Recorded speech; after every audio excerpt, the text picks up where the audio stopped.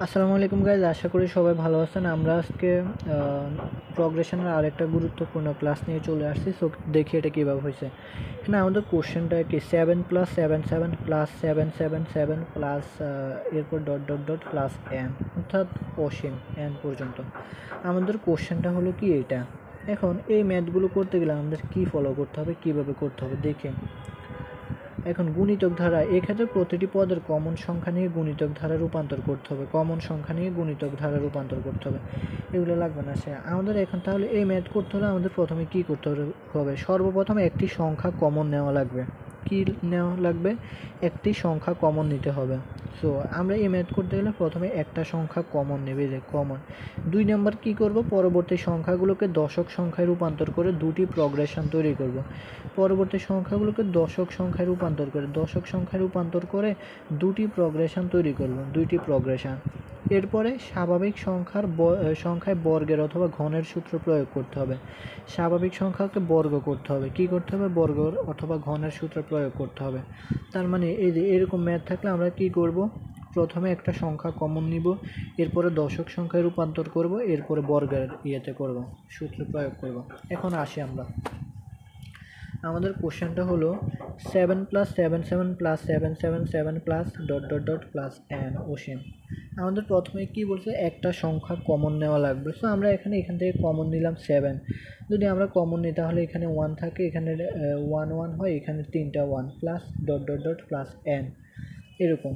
এরপর আমাদের বলছে দশক সংখ্যায় রূপান্তর করতে। এখন আমরা এটাকে কি ধরে দশক সংখ্যায় রূপান্তর করতে পারবো না, যার কারণে আমাদের কি করতে হবে, 9 দিয়ে ভাগ দেব। এরকম যে এখানে যদি 4 থাকে, এখানে যদি 5 থাকে, এখানে যদি 8 থাকে, তারপরেও আমরা সবসময় 9 দিয়ে গুণ করবো, কারণ 9 দিয়ে গুণ করলে আমরা সেটাকে দশক সংখ্যায় রূপান্তর করব। দশক সংখ্যায় রূপান্তর করার ফলে তারপর আমরা ম্যাথটা করতে পারবো। তাহলে আমরা 7কে 9 দিয়ে ভাগ দিলাম। তো 9 দিয়ে যদি আমরা এগুলোকে ভাগ দিই তাহলে আমাদের 9 হয় plus 99 plus 999 plus 9 dot dot plus n। তো আমাদের এরকম হয় 9। এখন আমাদের দশক সংখ্যা কীভাবে হবে, 7/9। এরপরে এই যে আমরা এখন 10 - 1 করলে কী হয়, 9 হয়, এই যে 9। তো আমরা কিন্তু দশক সংখ্যা, আমাদের বলছে দুইটা প্রগ্রেশন তৈরি করতে। সো দুইটা প্রগ্রেশন তৈরি করার জন্য আমাদের দশক সংখ্যায় রূপান্তর করতে হবে। সো আমরা যদি 10 থেকে -1 দিই তাহলে 9 হয়। আবার আমরা যদি 100 থেকে -1 দিই তাহলে কি হয়, 99 হয়। আবার আমরা যদি 1000 থেকে -1 দিই তাহলে 999 হয়। তো আমরা এখানে দুইটা প্রগ্রেশন, এই যে একটা হয়েছে আর একটা হয়েছে, এই যে। So plus n plus dot dot dot plus n। So কেন আমরা 9কে ভাগ করছি, কারণ আমরা দশক সংখ্যায় রূপান্তর করার জন্য। এরপরে আমাদের 7/9। এরপরে এখন আমরা কি করব, আমাদের বলছে যে বর্গ করতে। কি করতে বলছে? বর্গ করতে বলছে। বর্গ বা ঘনের সূত্র প্রয়োগ করতে বলছে। তো আমরা এখন দশক সংখ্যা রূপান্তর করার পরে দুইটা করছি, প্রগ্রেশন করছি। এই যে 10 100, এরপরে 1000, এরপরে 1 1 1। আমাদের এখন দুইটা সিরিজ হয়েছে, দুইটা প্রগ্রেশন হয়েছে এখানে। হ্যাঁ, তো এখন আমরা যদি দেখি, এখন আমাদের বলছি কি 2 নম্বরে, এখানে যদি দেখি দশক সংখ্যা রূপান্তর করে দুইটি প্রগ্রেশন তৈরি করে। এই যে দুইটা প্রগ্রেশন করছি, 10 - 1 100 - 1 এভাবে। এরপরে স্বাভাবিক সংখ্যা বর্গের অথবা ঘনের সূত্র প্রয়োগ। তো আমরা এখন বর্গ করছি, এই যে বর্গ করছি কি, প্রথমে হলো 1, এরপর হলো স্কোয়ার করছি, এরপরে কিউব করছি। এর কারণ কি, আমরা যদি দেখি 10কে 10-এর উপর পাওয়ার 1 মানে 10-এ হয়। 100-এর উপর 10-এর উপর, এখানে কিন্তু 100 না, এটা 10, এটা 10। তো 10-এর উপর যদি আমরা স্কোয়ার করি তাহলে কিন্তু 100 হয়। -1-এর উপর যদি আমরা স্কোয়ার করি তার মানে 1 হয়। 1কে যদি কোনো কিছু দেওয়া পাওয়ার থাকে 1 উপর, সেখানে 1 হবে।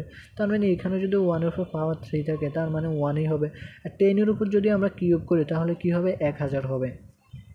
সো 10 কিউব হলে 1000 হয়, 10 স্কোয়ার হলে আমাদের 100 হয়। আবার 10 1 মানে তো পাওয়ার 1 মানে 10ই হয়। সো আমরা এখন দুইটা প্রগ্রেশন তৈরি করছি, এখানে 10, এখানে 10, এখানে 10। আর এখানে কি হয়, এখানে হচ্ছে 1 1 1। সো এখন আমাদের 10-এর উপরে কি আছে, 10 1, এখানে 10 1 প্লাস দুইটা প্রগ্রেশন করতে হবে। আমরা এখানে একটা প্রগ্রেশন করছি, আবার আর একটা প্রগ্রেশন। তাহলে এখন আমাদের এখানে দুইটা সিরিজ তৈরি করছি আমরা কিভাবে, এই যে প্রথমে 10 নিয়েছি, এরপরে 10 স্কোয়ার আছে এখানে, 10-এর উপর স্কোয়ার মানে কি এখানে 100, তো এখানে আমাদের 10 স্কোয়ার 10 1, এরপরে 10 স্কোয়ার পাওয়ার 10 কিউব আমরা এটা নিলাম, কারণ আমাদের এই যে পাওয়ারগুলো দুইটার উপরে আছে, 10-এর উপরও পাওয়ার আছে, 1-এর উপরও পাওয়ার আছে। সো আমরা এখানে 10 পাওয়ার 1 লিখলাম, এরপরে 10 স্কোয়ার লিখলাম, এরপরে 10 কিউব লিখলাম, যেহেতু দুইটার উপরে আছে, plus dot dot dot dot plus N, এরপরে মাইনাস, এই যে আমাদের এটার সাথে কিসের সম্পর্ক, মাইনাসের সম্পর্ক, যেহেতু মাঝখানে মাইনাস আছে, মাইনাসের সম্পর্ক।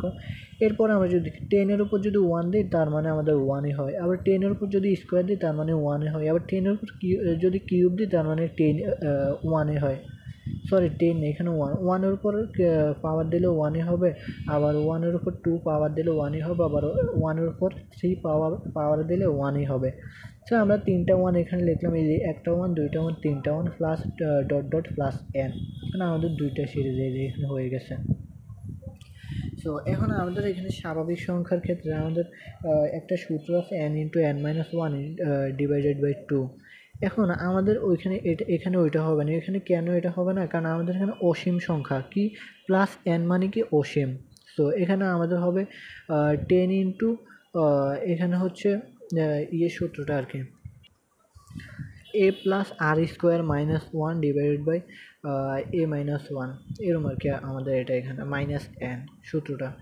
সো আমাদের এখানে কি হবে 10, এই আমাদের এটা হচ্ছে 10, এরপরে 10 যেহেতু আমাদের এখানে এটা অনির্দিষ্ট বা অসীম সংখ্যা, যার কারণে 10 টু দি পাওয়ার এন হবে, স্কোয়ারের জায়গায় 10 টু দি পাওয়ার এন হবে মাইনাস 1 সূত্র, তারপরে 10 মাইনাস 1 আর এখানে হলো মাইনাস এন, এটা হলো আমাদের সূত্র অনুযায়ী আর কি।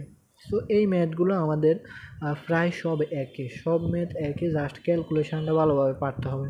ঠিক 4-এর ক্ষেত্রেও আমরা একই ম্যাথ করছি, আমাদের অ্যান্সার কিন্তু একই আসছে যদি দেখি, এই যে 10 to the power N minus 1, এরপরে 10 মাইনাস 1 মাইনাস এন, এই যে এগুলো কিন্তু এক, শুধু চেঞ্জ হয়েছে কি 4-এর নিচে আমরা 9 দিয়ে ভাগ করছি, 4-এর নিচে 9 দিয়ে ভাগ করছি শুধু, এই যে শুধু আমাদের সবই এক, 4-এর নিচে 9 দিয়ে ভাগ করবো, সব কাহিনী এক হবে, জাস্ট আমরা 9 দিয়ে ভাগ করে বাকি সব ক্যালকুলেশন একইভাবে করব। সো এরকম আমাদের যে কোনো সংখ্যায় থাকুক আমরা এই ম্যাথটা এইভাবে করব। সো এই 2 নাম্বার ম্যাথটা আপনারা নিজে নিজে ট্রাই করবেন ঠিক একইভাবে, দেন এরকম অ্যান্সার আসবে, এরকম আর কি এই ম্যাথগুলো। সো আশা করি সবাই বুঝতে পারছেন, এরপরে যদি কেউ বুঝতে না পারেন অবশ্যই কমেন্টে জানাবেন। ধন্যবাদ।